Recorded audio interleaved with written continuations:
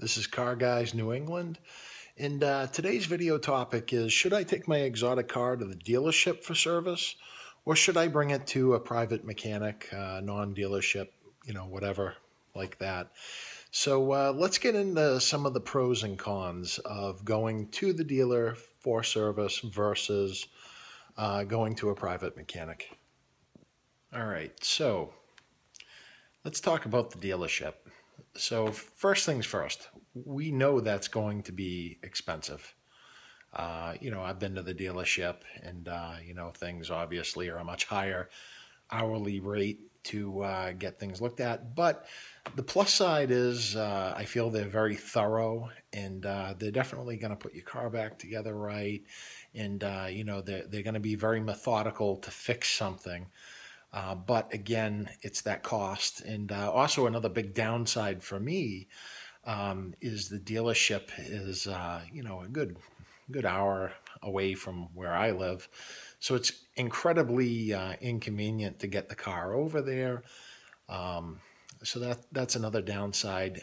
The other thing too, and I'm not dissing the actual dealerships.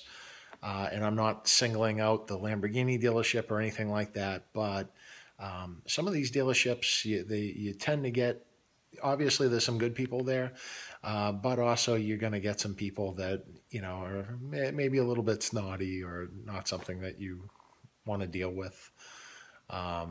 So that's kind of another thing with that. Another big pro about the dealerships is that they're going to have a diagnostics computer, obviously, that they can hook up to your car. So if you have more advanced problems, then obviously they can take care of it. They can diagnose it.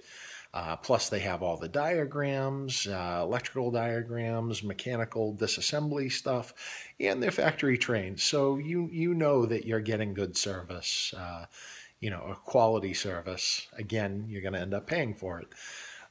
So that's pretty much the pros and cons of the dealership. Now, let's get into the private mechanic. So you're considering going to a private mechanic. Well, a couple things just to keep in mind before you do that. Number one, absolutely make sure that you check online and make sure that they have a good reputation. Also, number two, ask around about their reputation from other people, whether it be at car shows, things like that. Make sure that these are reputable people that you're going to be dealing with. Questions to ask were, do you feel that they had the vehicle longer than they should have? Or do you feel that they drove the vehicle when they said they weren't going to? Things like that. Just get their honest feedback about it. Then the other things that I would recommend looking into would be find out if they have either electrical diagrams, maintenance diagrams, things like that for your own vehicle. And that's not a deal breaker. But also I would find out what is their knowledge level working with the car. Are they experienced with the 12-cylinder? Are they familiar with Ferraris? These are all things that you want to ask. And that's your right to do so. The other thing that I would recommend, obviously, would be to ask if they have a computer where they can do the diagnostics on your vehicle. So, for example, my brother-in-law, he has a Ferrari F430. He needed service, and he couldn't go to a private mechanic because that particular mechanic didn't have the computer that was able to reset the F1 system. And luckily, that's all this car needed at the dealership. It was really cheap, believe it or not, to do that. But, it's nice to find out, does your mechanic actually have these particular tools in their, in their shop? So I'd look into that. And, the other thing too, just my own personal experiences, make sure this person's thorough. I'd give them a small job if possible, if you're going to do something. And, one reason why I switched mechanics that I was going to was because, well, number one, not all the hardware was put back in my vehicle. It was minor stuff, but just stuff to annoy me enough where I do have OCD, And, I had to get in there myself and do some work. And I noticed that not all the screws were put back over the heat shields and the carbon fiber stuff, around the engine bay. That's annoying. And, I shouldn't have to, look into, where'd the hardware go, or even have to look online and order that stuff.